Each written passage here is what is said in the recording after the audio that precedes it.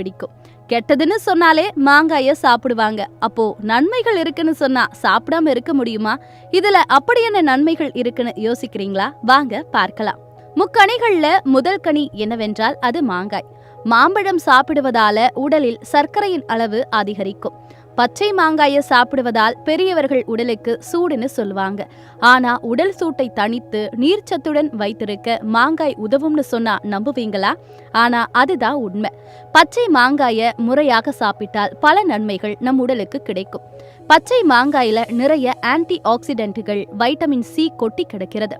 உடல் எடையை குறைக்க நினைப்பவர்கள் இதனை தங்கள் டயட்டில் சேர்த்து கொள்ளும் போது பல நம்ப முடியாத மேஜிக் நம் உடல்ல நடக்குமா? பச்சை மாங்காயில டயட்ரி ஃபைபர் நிறைந்திருக்கு.